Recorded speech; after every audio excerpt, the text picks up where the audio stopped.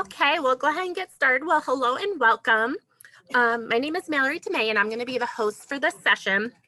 Thank you for joining us for the session, Innovative Examples of Educational Technology, CGI, 3D Animations, and Virtual Environments. Please welcome our presenters, Michelle Leckerkirk, Dan Hughes, and Jeffrey Simmons. All right. Hi, I'm Michelle. I'm just going to go over our objectives really quick. We have three main goals for this presentation. First off, Jeff is going to explain some of the latest trends in educational technology. Next, Dan is going to give some innovative examples of CGI, 3D animation, and virtual environments. And I'm going to finish this off by talking about the benefits and drawbacks of implementing this kind of technology into the classroom. All right. I hope you guys have fun. Here's Jeff to go over the rest. Jeff.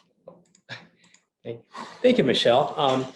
So yeah, the latest trends in EdTech, and that's a huge topic, but I'm going to narrow it down a bit to this topic. Education is at a crossroads right now, and it has been for the last few years. The lines between traditional and online education is becoming blurred because previously traditional was considered to be the more personal experience, and online, particularly asynchronous as impersonal.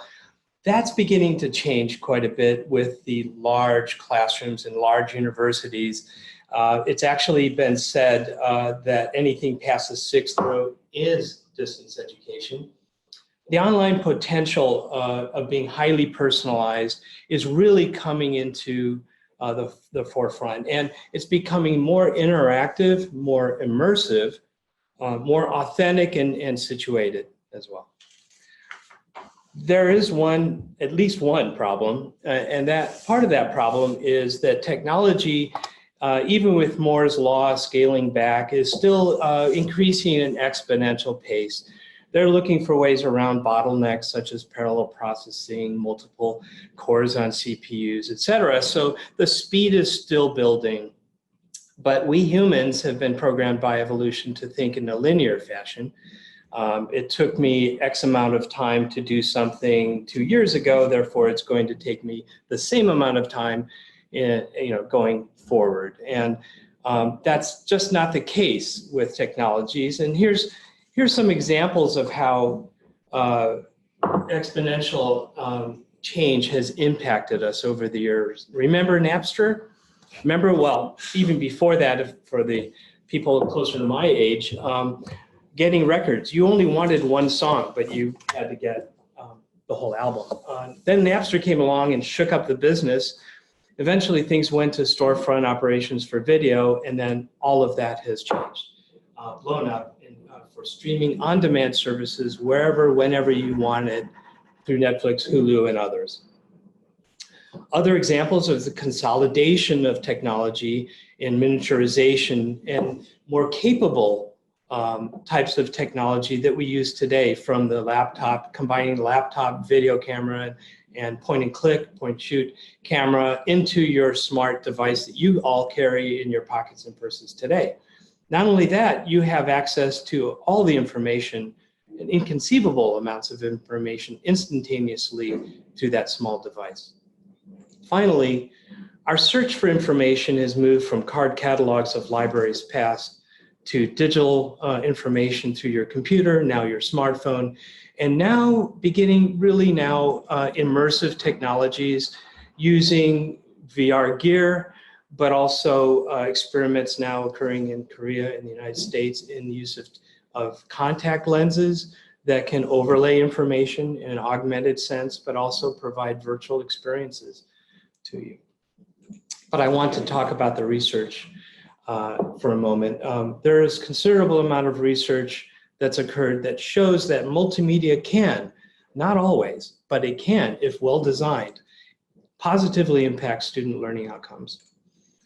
The Department of Education had put out a meta-analysis, of many studies done at the time, and they showed that the results of the studies showed, 4 particular studies showed that instructor-directed conditions paled in comparison to times where students had control of their learning, when they had the ability to forward and even reverse a video simply would produce improved learning outcomes. So student interaction with their learning was beginning to be recognized as a very positive influence. The seminal book, if there is one, for multimedia and multimedia use in education is E-Learning and the Science of Instruction by Richard Mayer and Ruth Clark. Both came out with principles that were empirically sound and researched principles that would give basically coaching or ways to create multimedia that would positively impact student learning and not detract, which often is the case with multimedia, where the latest, brightest, shiny object is what we want to use as opposed to something intentionally designed for the course. And Dr. Borsaksbury actually came to Ashford University a number of years ago and presented his findings of applying the e-learning and science of instruction principles to his studied classes at Kaplan. He found that applying Mayer's principles in general resulted in 1 standard deviation from the mean of gain in student improvement in grades over time. It actually produced about nearly two grade point increases if properly done and focused. He found that this top effect was a multimedia principle that was laid out with Mayer. Using relevant graphics and tests to communicate content. That sounds simple and a no-brainer, but it's hard to do a lot of times.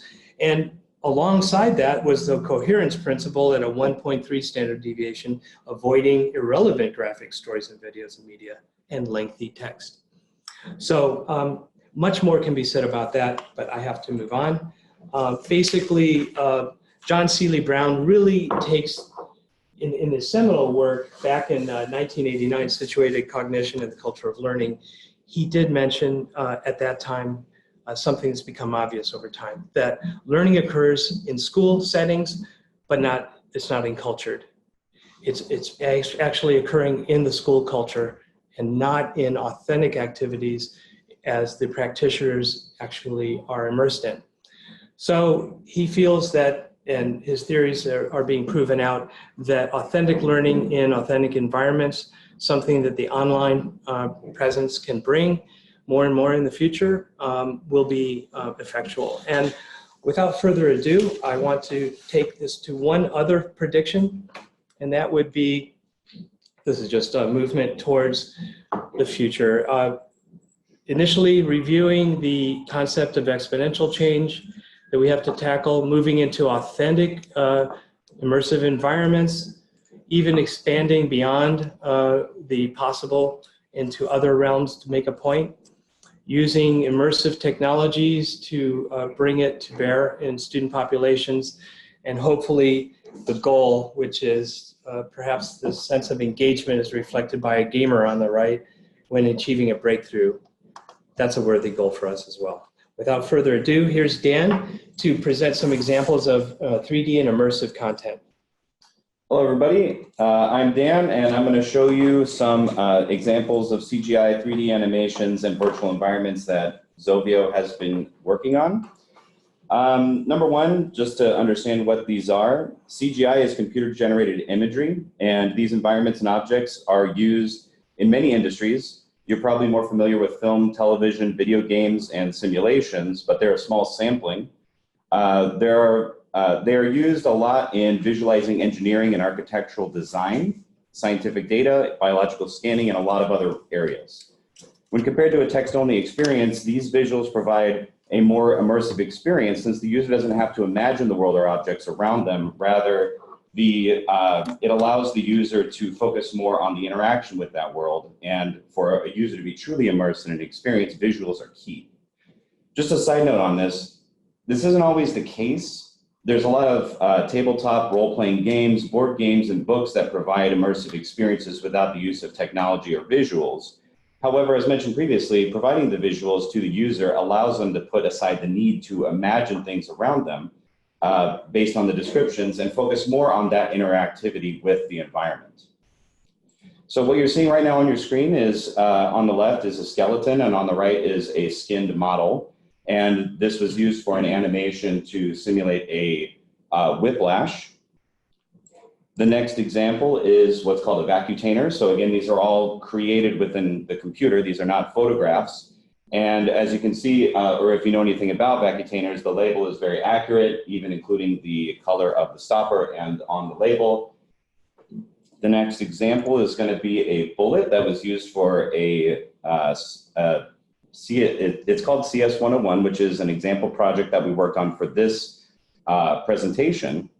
The next example is going to be an environment that we created, which is a classroom scene, and you can actually, so to speak, move around inside of this scene and view it from many different angles. The next one is an alleyway scene that we used for the CS101 interactive that you're going to see very shortly. And the last one is going to be an environment that we created to look like it's inside of a television studio. Evidence has shown that these simulations, when they're fully developed and realized, can have positive effects on learning situations. But the challenge is that they're resource intensive and costly to develop. So the question is, how do we create the environment or experience using CGI and new technologies without breaking the bank, so to speak, and allowing access to people without high-powered computers and expensive tech? And one of the answers is pre-rendered imagery.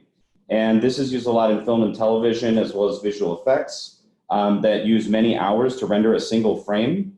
And they're used in, using these pre-rendered images saves on the computing power and the size of the files to make distribution easier. A few examples of this, and these are just video games. Some of them might be familiar to you. On the top left is the 1983 arcade game Dragon's Lair, which used animations by Don Bluth. And on the bottom right is one that came out just a few years ago called Pillars of Eternity. And all of these examples use what's called pre-rendered images to create a more realistic environment so that the user can experience that without needing to have a high-powered computer to view those visuals. Just to clarify what I mean by pre-rendered, all it means is that the images or animations are already rendered, which relieves your computer from the intensive calculations, allowing seamless gameplay. An example in film would be something like in Pixar, a Pixar film like Toy Story. It can take hours to render a single frame, but when you view it, you see it in real time. So you don't have to wait hours for a single frame to be visible while you're watching the film. So from here, I'm actually going to share my screen and I'm going to show you a few examples.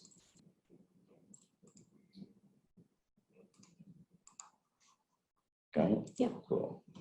Okay, so right now what you're seeing is you already saw what this looked like when it was rendered. But on the left here, you see the rendered character. And on the right, there's a skeletal structure. And in the animation, if I move my timeline, you can actually see that the head is animating to make that simulated whiplash look. And if I actually move around the character, you'll see that he's full-bodied. And on the right here, I have basically a skeletal structure. And I can manipulate and change the animation of this character by moving the rig, which is also, it's called a rig, but it's also the skeletal system within the character. And we can make this character do many things, like perform a sit-up, do a walk cycle, show how a person would close and open their hands, or any number of things.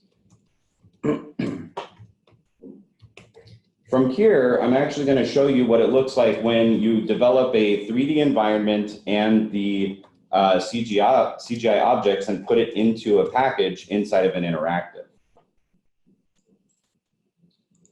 Again, this was created for the purposes of this presentation. And I'm going to skip by some of the instructions, but this is going to be available to everybody to play with, and I strongly encourage everybody to give it a shot. And basically what it is a crime scene investigation in which you're tasked with marking and collecting evidence and then answering questions based on your analysis. So when we begin, we get this prompt here to basically look at these different views and then collect the evidence inside of our evidence bag. And you'll see here, when I open up my evidence bag, we haven't collected anything yet, so there's nothing to look at. And once I go into a view, you'll see that right here. This is again, a 3D generated or CGI generated image. So this is not a photograph. This was created within my computer.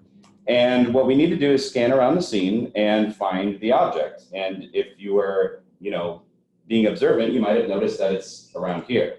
We can actually zoom in on this object. We can see it there. And then we can open up our tool bag, mark the evidence, and then use the tweezers to grab the evidence and put it inside the bag. And it will tell us that we've done that, we've collected the evidence, and it is currently within our bag. And what we can do from here is we can actually look at this in a three-dimensional view by rotating this object. And you might notice a few odd things about it. It looks a little bit broken, the glass on it has some shattering, and you might observe a few other things. I'm not going to give away too much because that would ruin the analysis section. I'm going to go ahead and close the bag here, and then I'm going to go back to the map. So when I go back to the map, you'll see here, view 1 is done. I'll go over to view 2, and we'll zoom in, and we see an object here. Go ahead and mark it, grab it, and again, we've successfully collected this evidence. And we can see that it's currently in our bag. We can rotate these again, and it also allows us to zoom in on them to actually read what's on these tickets so that in our analysis, we might be able to draw some conclusions from that. And lastly, if we go over to this third view, if we're looking around the scene, this one's a little bit more tricky, and I'm going to zoom in here, and you see that there's a little object right over here. So I go ahead and I mark it, collect the evidence, put it in my bag, and then I can check it out here, where we can rotate it horizontally, and we can rotate it vertically. And again, I'm not going to say what's exactly on these because I want you guys to actually do the interactive if you could. Once we head back to the map, we get a congratulations that we've collected all the evidence, and then we can go to the analysis section. And in here, you're also provided an extra set of dossier information that is very realistic of what a person might receive if they're doing the evidence analysis. And from that point, you're expected to answer some questions based on your analysis. So from this point, I'm going to go ahead and stop sharing my screen.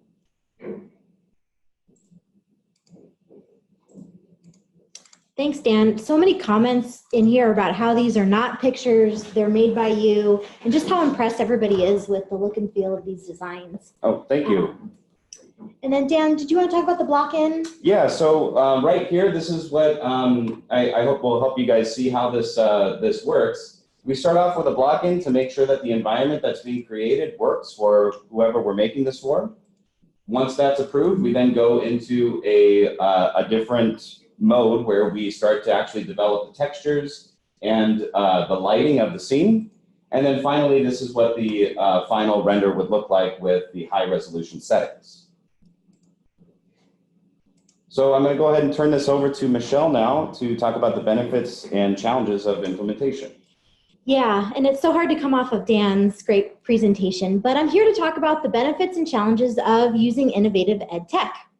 One of the benefits, as you've probably figured out, is that doing this in the classroom makes it engaging, it's fun, and it's different. And students, because of the novelty of it, are more engaged with the material. It's so different reading about a case study, or actually in that simulation, you can pick up the tweezers and do it yourself. Another benefit that we often see with this kind of technology is that it brings content to life and it helps students with different learning patterns.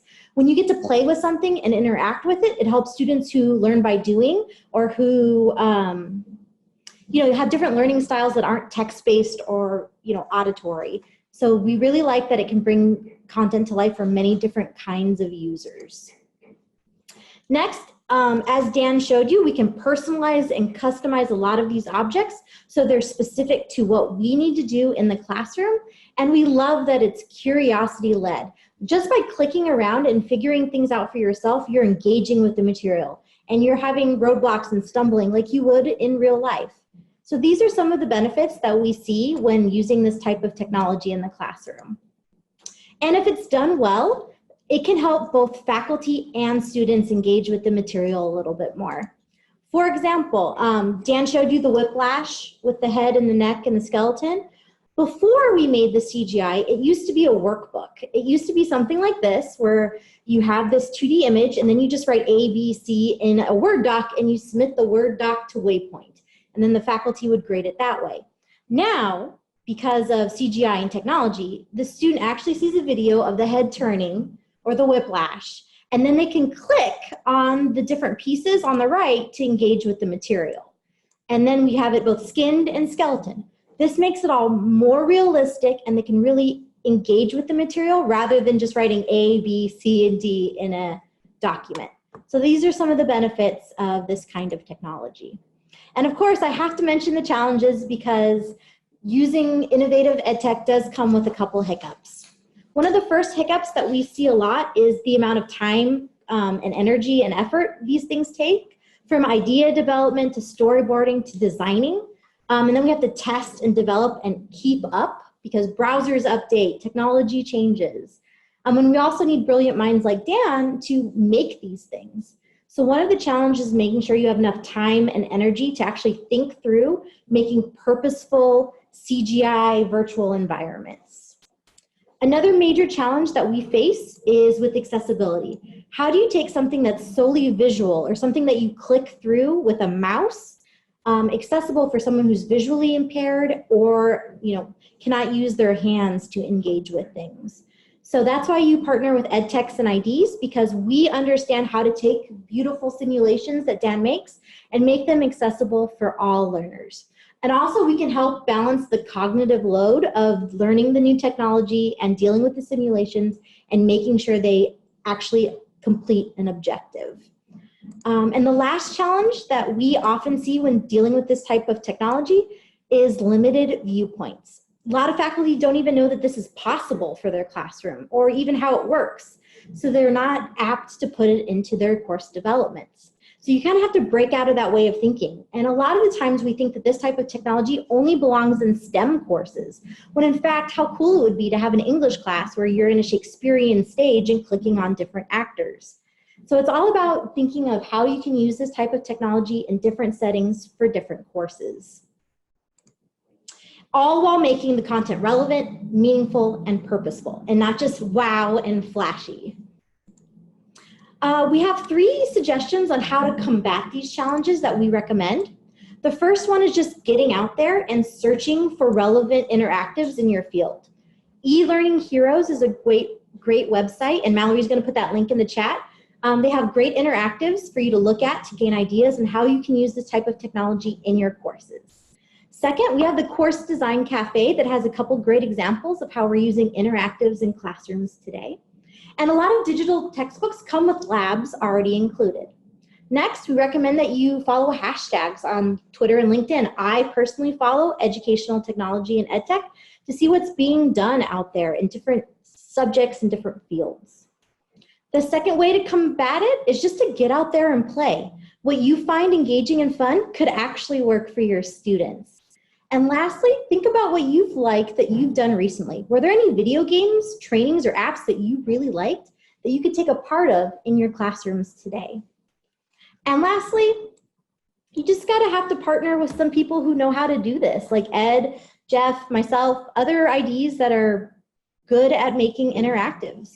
Also, if you're not part of course development, stay in touch with some innovative colleagues to get ideas on how you can do this better. And lastly, and most importantly, you need to keep an open mind.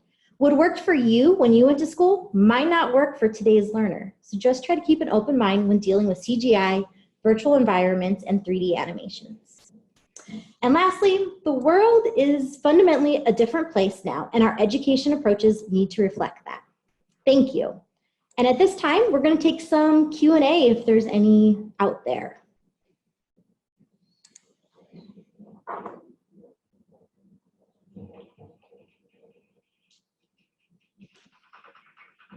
Mallory, are there any questions? Oh, you're muted. Oh, yes, so far there isn't any questions. So yes, if you do have questions, go ahead and put them in the chat and I'll relay that to Michelle.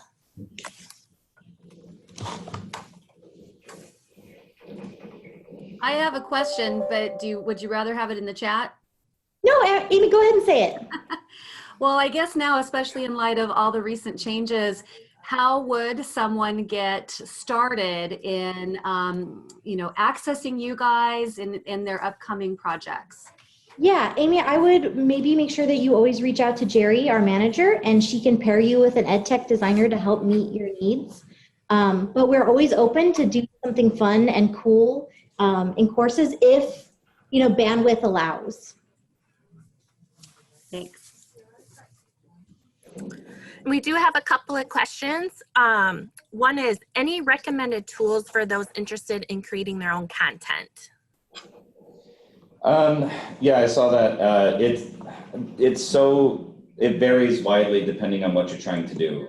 There's a lot of open source technology out there for people to use where you are not required to have a paid for license. So for me, I use a lot of open source CGI creation tools like Blender. Natron is a compositing tool. There really is so many, I can't list them all right now. As far as creating the interactives, we use Storyline360, or at least I use that for this particular example. But again, there's a lot of open source and free technology out there for people to use to create interactives. Some of them require programming and coding languages for you to really get into it. Other ones use visual coding languages so that you can just put together pipes. So really it's a huge industry, and it's worth taking a look at all of the options that are available to you. Awesome. And then another one we have is, have you seen a problem with maintaining outside identified CGI? You mean like taking something that someone else has made and bringing it into projects that we make? Yes. I don't think we've experienced any problems with taking something from outside and putting it in. This is Dan. I'm not really sure what specifically you're talking about. There are some prefabricated CGI models that can be utilized for particular projects as long as they're under an open source creative license or you purchase the license to use that object. As far as maintaining, once you have it and you use it within a program like Blender, for example, Blender is an open source and publicly worked on program that's been around for the last, I think, 25 years. So I don't foresee any issues with that or maintaining it. Really, where you're going to have a bottleneck is whether or not you have somebody who can create it. And making it accessible and keeping it up to date once browsers and storylines update as well. Right. Okay, and then we have one more question, then we'll probably have to close it out. How do you help SMEs assess whether creating an interactive is a good use of time, and do you have a specific criteria to consider when developing an idea? This is a great question, Matt. I think our biggest concern is making sure that it's purposeful and that it meets the course learning objectives. What we don't want is something that takes all this time and energy and it's just merely flashy or an attention grabber. It should be tied to learning outcomes. It should have a purpose. It should be tied to skills related to the course content. I know Jeff and Yvonne are talking about purposeful multimedia tomorrow, if anyone is interested in hearing more about this. That's true. And in that lecture tomorrow, but I'll also mention it here, that if it's a more generic use of media that you want more immersion in, Google Arts and Culture pages has 360-degree sphericals environments. They also have street view type explorations of the Louvre, museums all across the world. So depending on your need, there may be some things that you can get quickly out of our context, but if it is something aligned specifically to your learning outcomes, the best bet would be to go through the EdTechs and IDs here. Awesome. Well, I did include all the links from the presentation again in the chat, so feel free to look at that information, and I'm sure any of these presenters would be happy to answer any additional questions that you can email them. But I just want to thank Michelle, Dan, and Jeff again for your presentation, and everyone enjoy TLC.